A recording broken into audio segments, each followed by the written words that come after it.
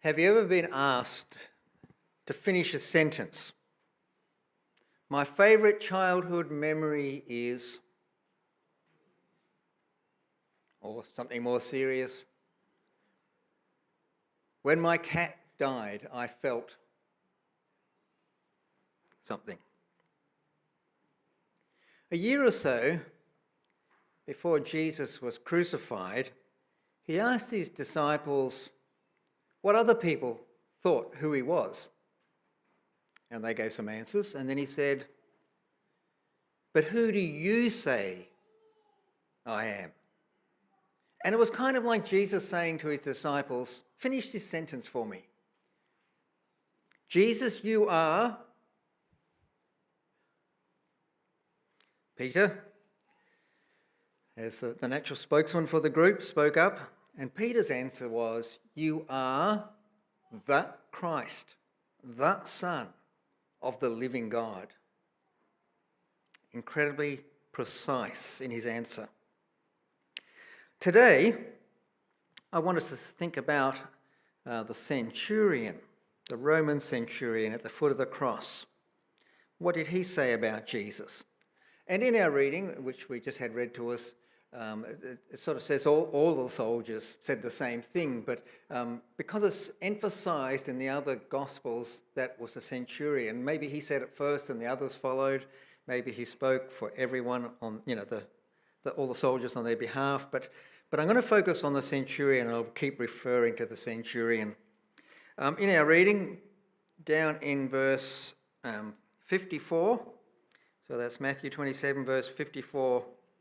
When the centurion and those with him who were guarding Jesus saw the earthquake and all that had happened, they were terrified and they exclaimed, "Surely he was the Son of God."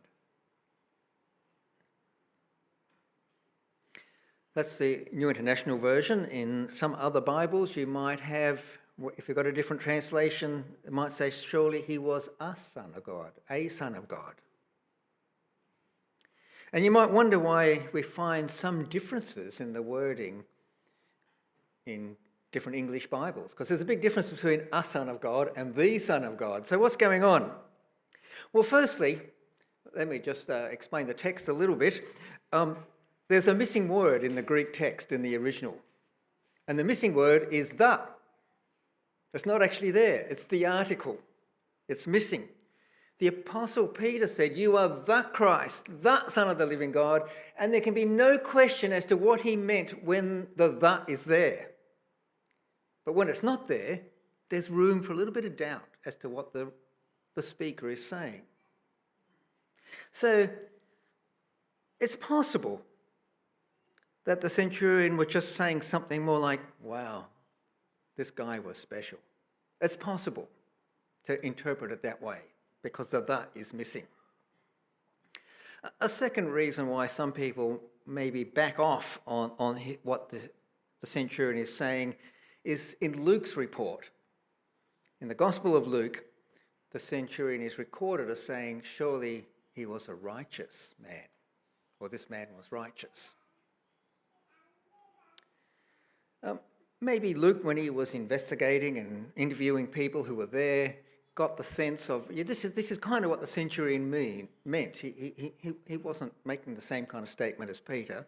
Maybe he picked up that, or maybe Luke has just taken a slightly different nuance because he's writing to people who have no understanding of the Old Testament and the Old Testament scriptures. Maybe there's a reason for it that we're not quite sure of.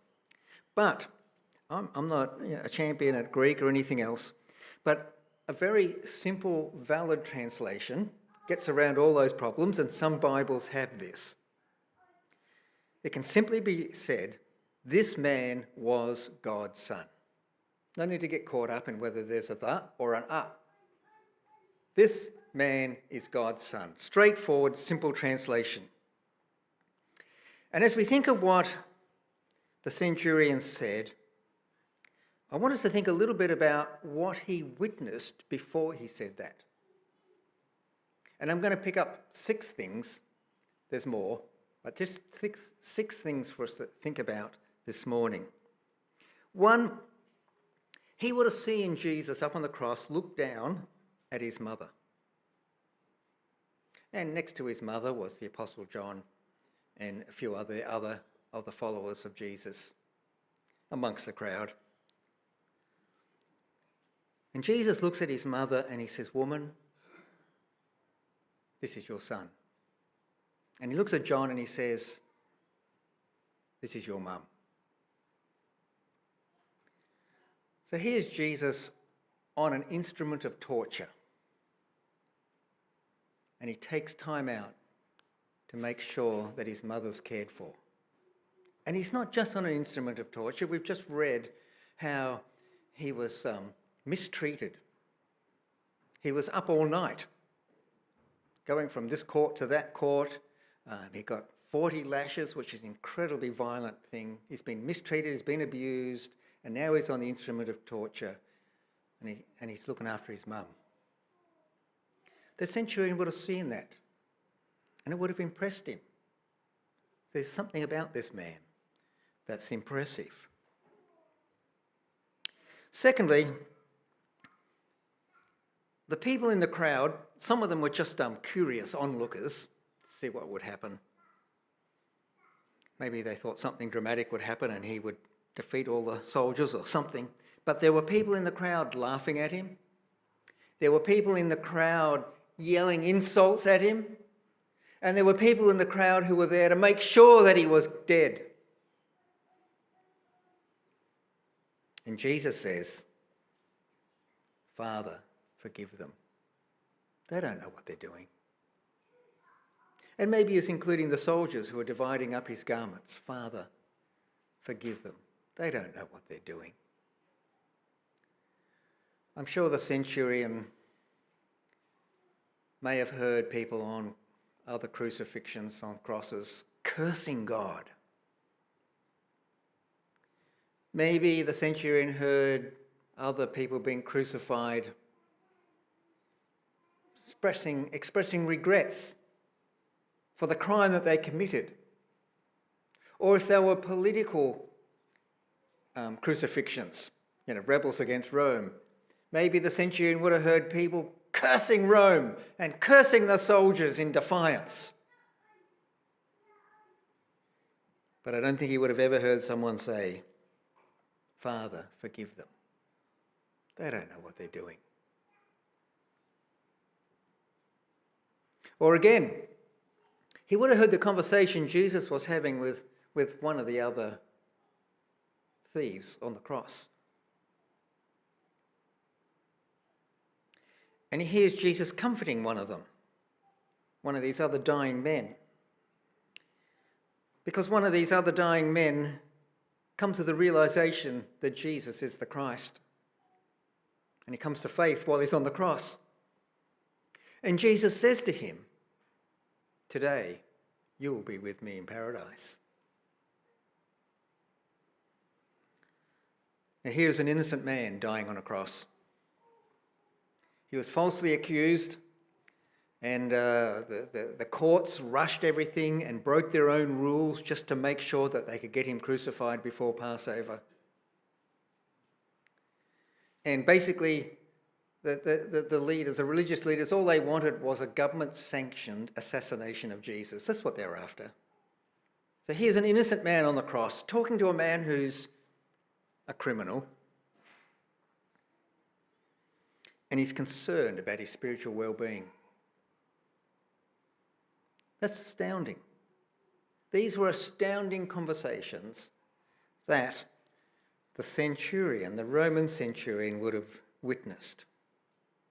And then there's another thing that really struck his attention, caught his attention. Jesus cried out in a loud voice, down in verse 50. And when Jesus cried out again in a loud voice, he gave up his spirit. This is astounding. Why is it astounding? Why is it extraordinary? Why is it important? Because it tells us there was strength in Jesus' body at the time he died. Normally, when you're on the cross, you die of suffocation. You probably can barely whisper, if that, when you're close to death. You know, it's like a kid's toy. When the batteries run out and it gets slower. When you're on the cross, you just get slower and you wind down and your body has nothing left. Not with Jesus. He cried out with a loud voice. There was power in his lungs still at this point. And he then gives up his spirit. This is extraordinary. And in Mark's Gospel, we read that when the centurion heard his cry and saw how he died, that's when he said, this was God's son. On top of that, there was 3 hours darkness. Wouldn't that be spooky? Middle of the day and dark for 3 hours. And it wouldn't matter if you weren't superstitious. I think you'd still be unsettled. Like, this is weird. This is strange. What's a strange occurrence? And some people think maybe it was a lunar eclipse. And God can time events like that. It would have been God's timing. But an ancient writer pointed out, it's Passover. And that means there's a full moon. And if there's a full moon, it means the moon's on the other side of planet Earth. It's not in between. It's not in between the sun and the earth. It's on the other side. So it absolutely cannot be a lunar eclipse. Something else happened. I'm not sure. I read somewhere that some people think it might have been a dust storm. But we might just have to live with an element of mystery at this point. You can do your own investigation. But however it happened and whatever mechanism God used, doesn't really matter. If you were there, it would feel spooky.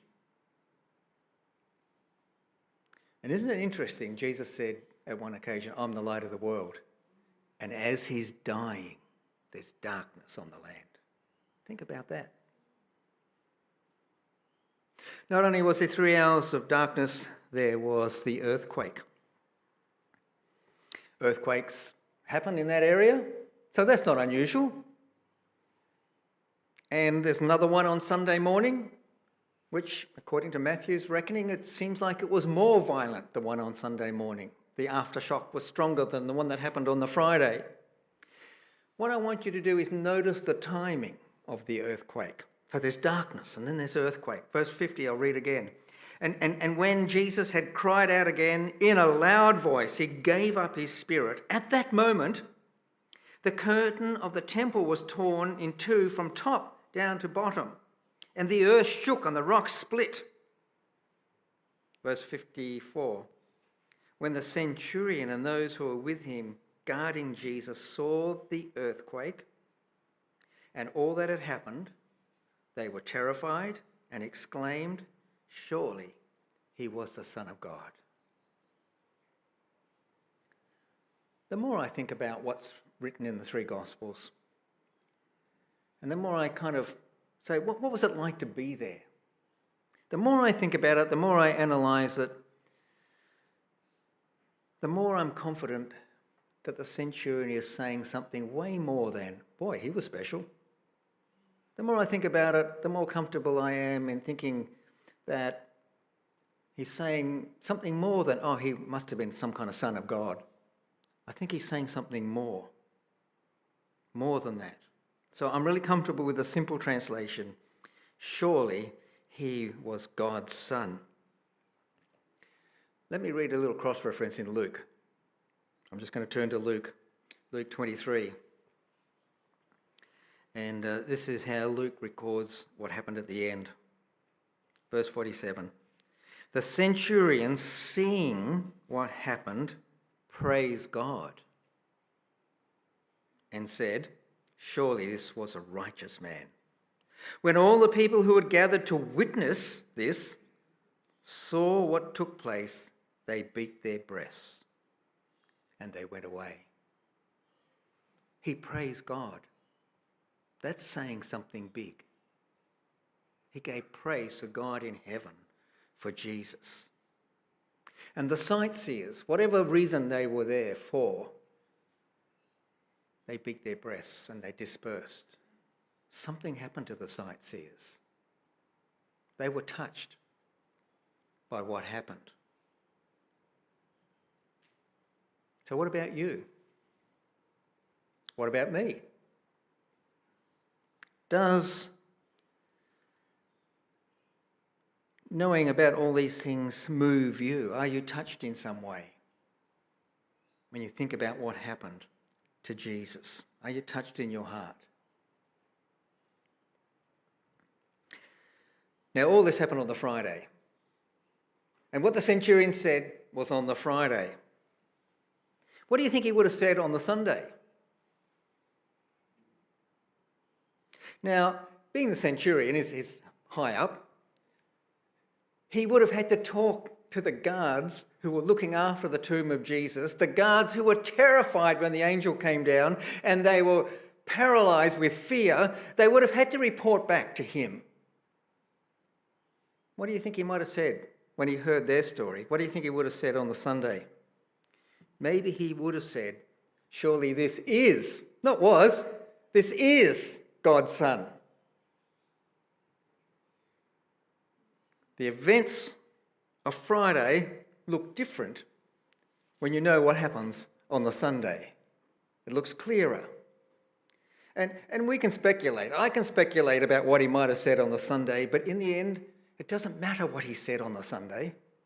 What really matters is, what do you and I say?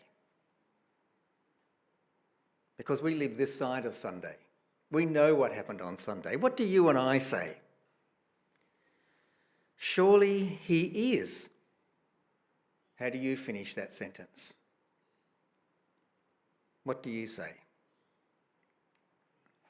Look at this graphic. It's a crown of thorns. But what else do you see? In the shadow, someone has carefully put in a crown, the crown of a king, crown of royalty. Jesus, in John chapter 10, is recorded saying that he would lay down his life and he would take it up again. And that's what he did. A number of times Jesus said, I will be crucified. And he was. And a number of times he said, on the third day, I will rise again. And he did. The death of Jesus is dramatic and it's traumatic, but the resurrection of Jesus Christ changes everything. And surely it's time for you and me to say, surely he is God's Son. Or maybe we should do what Peter said. He is the Christ, that is the Messiah. And he's the Son of the living God. If you're not at that point in your life where you understand and accept all these things, I'd love for you to take the next step and ask, why did Jesus come and die? And we've got some free books on that little table. You might have noticed them as we come in. And some of them have prizes on them, but please ignore the prices. They're free. Take one for yourself, or take one for a friend or a neighbour who you think might read it. And I just want to highlight this one. I'll pop it up on the screen. The original Jesus, what he really did and why it matters. It's such a dramatic story. You need to do yourself a favour and find out more about Jesus, if you haven't already. We've also got a special webpage, Think Life, Think Jesus. And you can look it up. You can type it in, thinklifethinkjesus.org, or you can just go to our regular website and look down under resources, and you can go straight to it that way. And there's all sorts of things about Jesus, and hopefully some of the questions you have will be answered. Or you can talk to me personally. I'd love to talk to you. Or talk to somebody you know who's a follower of Jesus.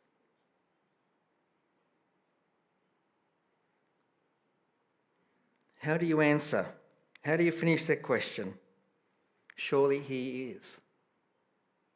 The music group's now going to come up and we're going to sing a song which explains something of why Jesus chose to die on the cross. He had a special purpose, and his special purpose was to unite us to God the Father. Let us sing along with our music group and really look at the words and consider the words.